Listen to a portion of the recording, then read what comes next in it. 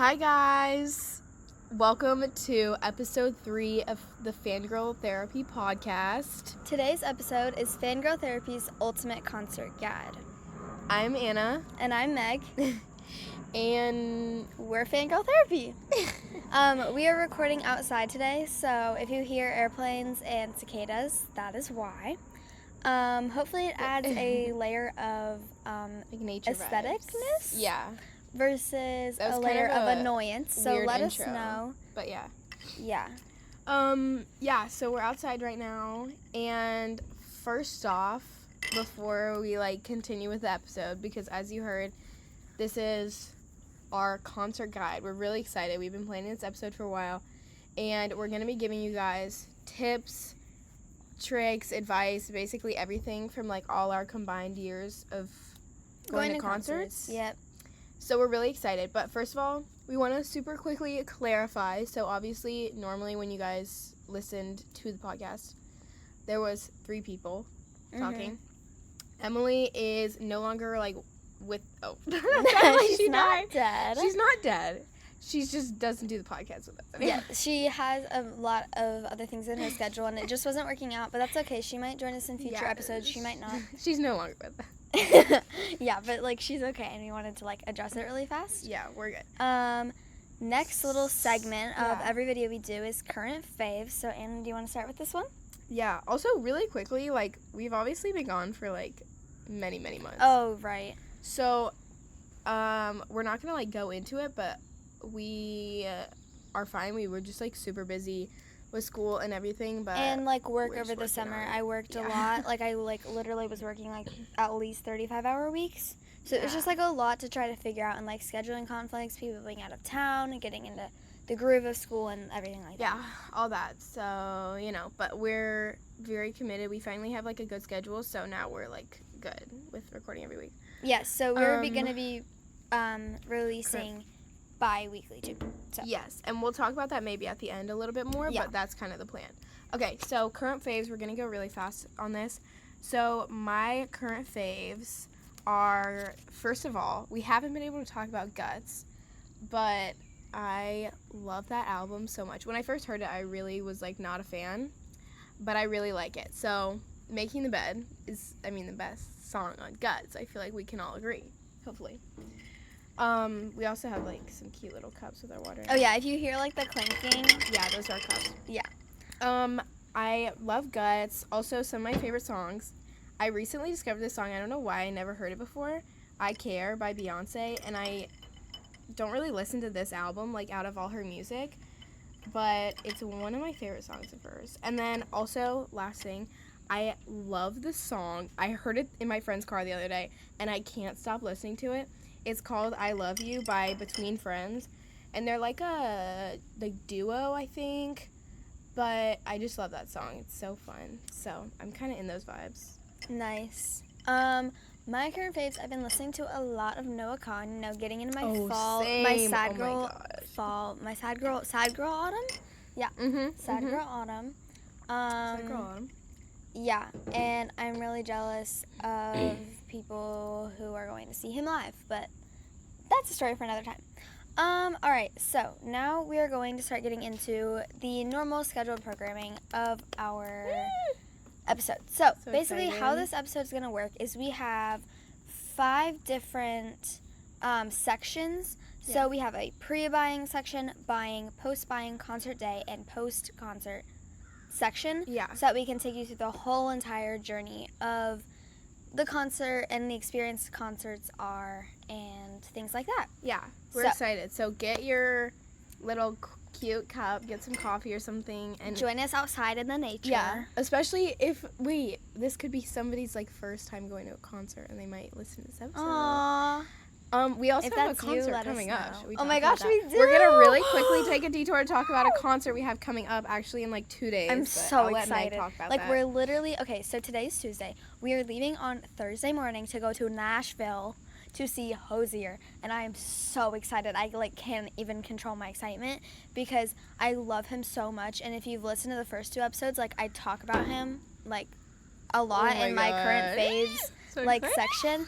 And I'm so excited because, like, it's literally, like, a religious experience seeing him live. Oh my god, I'm so And the crowd is excited. amazing. And oh my god, I'm so excited. Like, I could literally pass out. I don't even really know what to, like, expect for this experience because this is, like, a different type of concert, I feel like. But, yeah, I'm really, really excited. So, we're going to start with pre-buying. We have a lot of tips here. So, like, you know, feel free to take notes or anything. So, starting off with pre-buying, this is basically everything that happens before the actual tickets are purchased or whatever. So, this is knowing when an artist announces a tour, how to know what city to go to, how to know where to sit, all that different stuff. So, the first thing is knowing when an artist actually announces a tour. Yep. So, the way I pretty much always find out about tours is through Instagram, but obviously there's other ways to find out through other than just, like, social media. Well, I think social media is the biggest one. Yeah, for sure. Also, definitely, like, if you, like, don't have social media, don't like social media, whatever, you can definitely sign up for, like, I know Live Nation and Ticketmaster frequently send me emails about because I get emails from them literally freaking all the time. Every single day. Yeah. So they give you, like, concerts near me. Also, Spotify does that. Yeah, Spotify emails does you. concerts near you. And they do, like, the little pop-up things, too. My favorite app for, like, literally any type of concert information or anything is just Ticketmaster because basically a lot of the biggest concerts are kind of fed through, like, that app. No, all of them. It's either Ticketmaster or Live Nation, but Ticketmaster owns Live. This is a whole nother subject. True, I don't even know about all that stuff. But yeah, Ticketmaster, and they will give you emails of, like, concert recommendations, who's coming near you, all that kind of stuff. So it doesn't have to be social media, but for me, typically it is just because I follow all of my favorite artists on Instagram or whatever. So I normally just kind of see it. So when an artist posts, I'm just going from, like, the guide of, like, social media, but it doesn't have to be that way. But you can also, like, hear about it from, like, friends. Like, that's an obvious one. Word of mouth, which sounds, like, old-fashioned for some reason, but it's not. Like a pigeon. Like, they can, like, have a carrier pigeon drop a message on your doorstep. I just choked on my water. So, oh my gosh, look how loud that I know, is that was a gonna loud be. cough. Sorry, headphone users, guys. So, when an artist announces a tour, I'm just going to say, like, on social media, because that's, like, the easiest way to do it. So, they will obviously have all the different dates normally listed on, like, the poster or whatever that gets posted on their Instagram.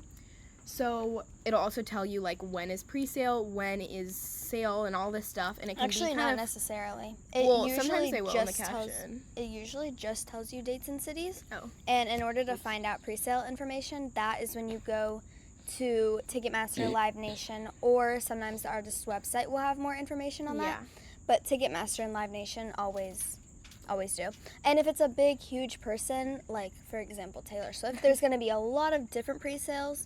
And so an account like Taylor Nation, which is Taylor Swift's, like, headquarters, basically her team's Instagram account for promoting her, they give information, more detailed information about different pre-sales. When in doubt, just go to the artist's website. Like, just search up the artist's name on Google. When in doubt, go to Ticketmaster. Yeah, or Ticketmaster. Or, you know, whatever. So, next is how to know what city to go to. This, Meg is, like, more well-versed in this than I am, but there is kind of specifics with it because, obviously, so we live, should we say where we live or no? Okay, well, anyways, basically where we live in the southeast of the United States of America. We live in, like, a city, but it's not necessarily a city that too many people come to. Smaller artists often come here, it's a business city. It's a financial city. Our main like people are just gonna know what we're talking about. It's fine. Our main like reason why people come to our city is for, like, banking and work and stuff like that. We are the biggest city in our state, but we are not the capital. Yeah, like it's also like, no. Like, we're literally guess where. Guess where? But it's not like something like Nashville where it's like a music hub. You know? Yeah, like no, it's not at all. And we there's several reasons why people don't normally come to our state/city. Why is this like a guessing game? Yeah, I don't know. But anyways, I mean, it's a big city, so it's not like you're gonna, like, find our address. Yeah. Anyways. But we do have every single type of venue. Like, we have an auditorium. We have a very small, intimate venue. We have a little bit of a bigger, intimate venue. Then we have 2 amphitheaters, maybe more than 2, actually.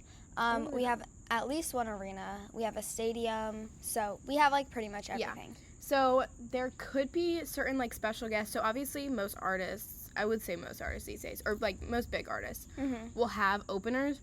So obviously, part of the reason, if you live in somewhere like us, or even just like a small town or something, and you're trying to figure out where you should go for a concert. So let's say you live in like a small town In Ohio. Yeah, and you don't know if you should go to Well, this big city, let's this big pause city, for whatever. a second. Let's say you have the financial means to be able to Yes. choose where you go, because a lot of people do not have that luxury. And if most of the time, and this is also for usually if That's a good disclaimer, artist actually. isn't going to your state/city. Like, obviously, if they're coming somewhere close to you that's easy for you to travel, you would go there first. Like, unless, again, you have the financial means and you want to try to go to a show that's going to be very significant for the artist if you're a very big fan of something. Yeah, so there's things, and that kind of leads into, there's things like, obviously you might want to go to certain locations because the opener is like the one that you want. I guess like how Taylor had different openers. She had like Phoebe Bridgers, Biba Doobie, Gracie Abrams, and there was different ones for different shows. Yeah. So there's that. There's also could be like, I'm going to let Meg explain this. Yeah, so quickly, there's also, and this is kind of a little bit more confusing and like something that only it's like a little people, more niche. Yeah, only people who like really, really care about this stuff, which is not a large group of people, would actually be interested in knowing this. But a lot of times for a big show for the artist personally, so for example, Harry Styles playing at Wembley because that was the stadium he grew up going to. Like, that's when his mom comes, his sister comes, his old preschool teacher comes, Niall Horan comes and sees him. Like, that kind of thing is, if it's significant for the artist in a way, usually they might do something cool, like special. Yeah, like, so they might introduce whoever is there, or they might play a special song because someone is there, or they might mention or tell a story. They might interact with the crowd differently. Things like that are things that like actual true, like, I don't want to say groupies because that has like a very negative connotation with very big fangirls, maybe. Very big fans would care about. Yeah. Okay, so next, I love talking about this.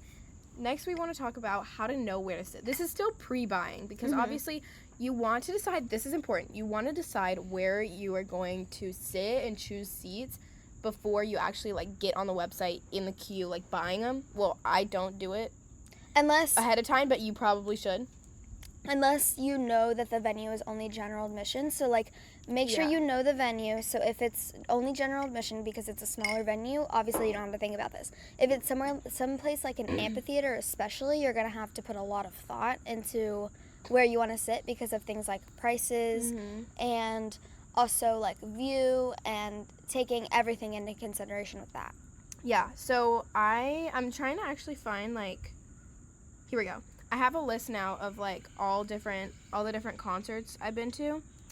I might be missing a few, but like for me, I'm a big fan of like being in the nosebleeds because I like to see like sort of the visuals of like this huge crowd and like the whole picture. It really depends on the artist though. If you're seeing somebody like Taylor Swift, like I wish I had been closer. Obviously, you know, money's kind of like an issue with that. But I mean, of course, if I have to choose, I would be closer. But, like, for example, I don't remember. Oh, I was thinking about getting tickets to go see Olivia Rodrigo? Sorry. Yeah. And, sorry, we took a little 0.5 just now to maybe put on our Instagram, so should go check that out. I look crazy. I look crazy, too. It's okay. So, yeah, I was thinking about that. For her, I was like, oh, I want to be high up because I feel like there's going to be some cool visuals and lights and, like, stuff like that. But I don't know. I personally kind of like being in the nosebleeds. It's a little less, like, pressure in a way. Yeah. So, yeah. Next, we want to talk quickly about pre-sale. I'm going to let Meg talk about this. Well, I think there's more to say about where to sit. Yeah, okay. Very quickly, I want to mention that if you are in an amphitheater, you need to take into consideration that lawn is always the cheapest. Pit is usually in the middle. Seats are usually most expensive, closer up.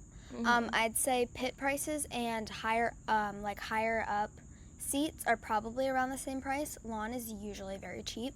Lawn and pit are both general admission. Lawn is like an amphitheater. Not all venues have That's it. what I said. Oh, okay, I'm talking sorry. about an amphitheater specifically. No, you're fine.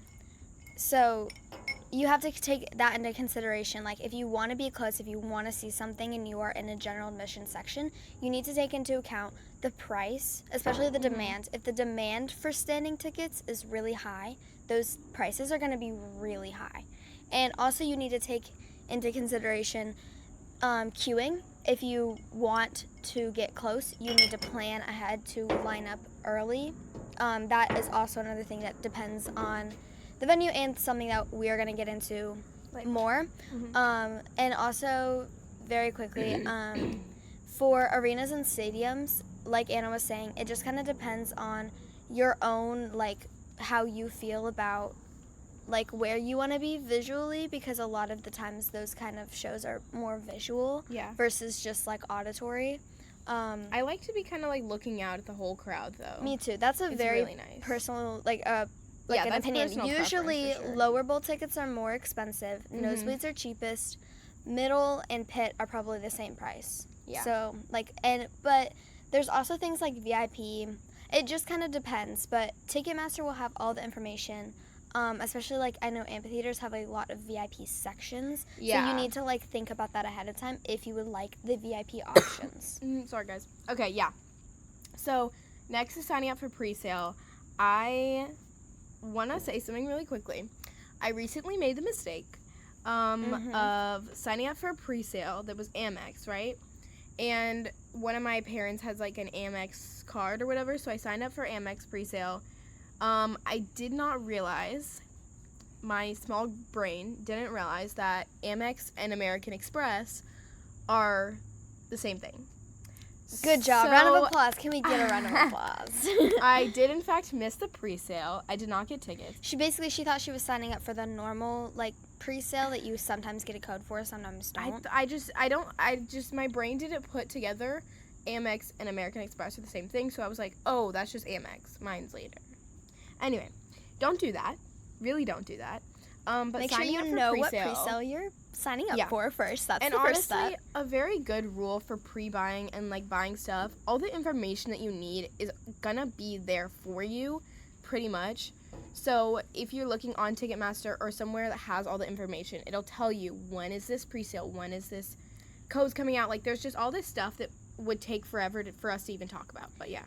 Also, just, like, really quick, usually American Express presale or Capital One presale is the one that you have highest chance of buying tickets for, because that's usually the one that is first, and usually there's not a lot of people who are signed up for that one because it's specific to the type of credit card you have. Right. So these presales, like, the code is the last however many digits of your card. Oh, I didn't know that, that, actually. Yeah. So that is usually how you can be guaranteed to get some sort of tickets for some sort of price and not have them sell out on you. So just know, when we're talking about pre-sales, we're basically saying a lot of artists have, like, some kind of deals. I don't really know how it works, but they will have, like, some deal with a credit card company. So let's say your mom has an American Express card or a Capital One card, and Olivia Rodrigo's tour says, like, you know, Capital One pre-sale or something.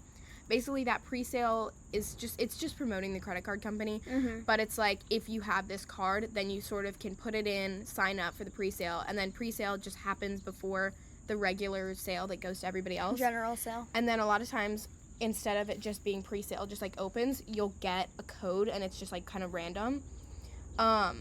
Especially with bigger artists, that happens. And that's helpful because it shows that you knew about this sale, you wanted, like, it shows that you are, like, an actual big fan. It gives you a bigger chance of getting tickets over someone who doesn't actually care that much about said artist. And it's hard to, like, talk about all this stuff because it's so different depending on the artist. Like, bigger artists are different than smaller, but all that kind of stuff. So, moving on to buying, the actual, like, buying process. First of all, a tip we have is make sure that when you are going to get in, like, the queue, which is basically just the line to get tickets. There's a leaf blower. Hi, leaf blower. Hi. Hopefully you can still hear us. So, yeah, that might be annoying, but it's okay. I don't know who that is. But let's say you're trying to get in the queue. It's a good idea. That is so dang loud. I know, it's really loud. I'm sorry, guys. Okay. We had to just talk really loud. So, yeah, basically, I would say very good advice is to get on Ticketmaster early. They say before the actual queue and sale happens. they tell you to get on 10 minutes prior to the queue, prior to tickets going on sale. So like if they go on sale at 10 a.m., be on there at 9:50. But what I'm saying, no, sorry, I didn't finish my sentence. But what I'm saying is basically get on Ticketmaster like the day before or something, and put your card. It's okay. Put your card information into Ticketmaster. So let's say you have a Ticketmaster account. You can put card information in to your account so that it's quicker, and once you get your seats, you can just press like purchase, go, and then that's it. Mm-hmm. So yeah, definitely try and do that. You can lose your seats if you don't pay quick. Yeah, right. It's a little bit more in depth than that, but to keep it simple, you can lose your tickets if you take too long. I have a question. I actually don't know the answer to this, so this is a question for Meg. But so let's say you sign up for like Capital One pre-sale. Do you have to use a Capital One card to pay for the ticket? Okay. Actually. Because I don't know if you do or not. I actually don't know the answer to that. My thought would be no, only because I think your no. code is the last digits of that card. So therefore, the company is still making money because you have their card. Right. So I don't think that part matters. Yeah. But I'm also not sure. Don't quote me on that. Yeah. So the question is basically like, let's say I sign up for Capital One pre-sale. Do I have to use a Capital One card to purchase the actual ticket? Honestly, just to be safe, just use it. Or just look it up. I don't even know. Yeah, or look we don't it know up. all the answers. Whatever. Okay. Queuing. What does this even mean? Does that mean just like Queuing? Oh, in the queue. Yes. Oh, okay. The queue is just like the line, the digital line. It's very stressful. You're extremely lucky if you get in before it says 2,000 plus people in line ahead of you. But, just because there's a lot of people ahead of you doesn't mean you're not going to get tickets. Like, wait. Don't freaking tap out, because if you don't wait, it's not going to, like... Yeah, you're never going to know. Patience. Right. And for our Hosier tickets, we ended up waiting 30 minutes in queue, and they sold out. But then we ran to SeatGeek and got third-party tickets, which is a whole other thing. We might do a whole other episode on that, but for this purpose, we're only going to be talking about verified tickets through Ticketmaster, through a verified sale, if that makes sense. I don't know if that makes sense, what I just said. So then let's say you're in the queue, you get in. You're selecting your seats. Obviously, plan out beforehand, I would say, before the actual sale, I would say plan out what section you want to be in, what seats you want, etc. Obviously, depends on the price. How much you want to spend. Yeah, how much you want to spend. Know what your budget is. I would make a budget and make a very clear one, because it's easy to, stray away. Obviously, though, when we're talking about this, both of us are financially able to, like, pay for these tickets. And obviously, it's not like that for everybody, so we're kind of coming from a point of view of, like... Imagine you have all the money in the world, which obviously we don't, but, like, for the purposes of this episode. Yeah. But, yeah, that's just kind of what we're saying, because our point of view, like, we go to a lot of different concerts, which we're very lucky to be able to go to, but, like... I worked very hard this summer. Yeah, she did, and so did I. Even though I didn't have a job, but I still made a lot of money because I was babysitting. Anyway, yeah, so selecting seats, basically just pick whatever seat you chose before. Wait, sorry, that didn't make sense. Just, like, before the actual sale, kind of have an idea of, like, where you want to sit, basically. But obviously it depends because of the auditorium and the stadium and what it looks like and all that stuff. Auditorium? So, sorry, whatever it's called. I don't Venue. freaking know. Yeah. Venue. Oh, that is a loud bird. Hi, bird. Hi. Hello. Oh. Okay. Okay, checking out. Next. Checking out when you're got the thingies. Basically, normally checkout is timed. How long is it? Like 10 minutes or something? I don't remember. What? Checking out? Oh. Because this is where I was getting at if it takes too long. Yeah. It's usually 7 to 10 minutes. For a lot of things, I want to say it's 7 minutes, but I don't know. I think it kind of just varies. So once you've chosen your tickets, you have like 7 minutes to... And you click like check out or get them now or whatever. You have like 7 something minutes or less or more. But a lot of times it's timed, so you don't have like... Forever. You can't just like hold on to them for like a whole day and then like decide you don't want to buy them. Right. Like they'll give them away to someone else if you don't like buy them in that amount of time. Yeah. So there's also things to consider with like what to do if they're sold out, all that stuff. Because if they're sold out, then you can always like find them, resale, but that's just a whole nother thing that would take literally forever to talk about because we'll make another resale is video more on it. expensive and blah, blah, blah, blah, blah. But there is ways to get the tickets even if you weren't in the original, sale to get the tickets. So don't, feel discouraged. So, lastly, there's obviously, special offers and stuff like that. I don't really know, what do we mean by that? Oh, that means, sorry, I'm eating a granola bar. You guys can probably, hear me chewing. That's really awkward. Special offers means, VIP or Q&A, Fastlane. Those are the kind of, big three special offers that you can select while buying tickets. There's a couple more for amphitheaters, but that's a little bit different. So, basically, I'm going to start with VIP. VIP depends on the artist, and definitely go and look to see what that means. For example, Taylor, her VIP tickets are usually pretty good seating. It's usually middle 200 sections, so not lower bowl but not upper bowl / nosebleeds. Yeah, it's right in the middle. And she gave her VIP ticket holders a VIP box that had posters and a tote bag and a little pin, that kind of stuff. When I got VIP for Taylor, and I didn't know really what it meant fully, and then I got the box. And there was one, also, we paid so we bought 4 tickets when we bought the Taylor tickets, but we paid for them all at once, and they did send us 4 separate boxes for each ticket. Yeah. So it's not one box per card or whatever. I don't know. So a lot of the times VIP can also include, or venues will have lounge seating. That to me is a ripoff. That's my personal opinion. I don't even know what lounge seating is. It's basically it's like a box seat if you think about that in an arena. So it's basically a really overpriced seating area that has food, but usually they charge you money for the food. It's just better food than the normal hot dogs and bad barbecue that they have. You know what I mean. Mm-hmm. Or maybe you don't know what I mean, but I don't know how else to explain it. So yeah.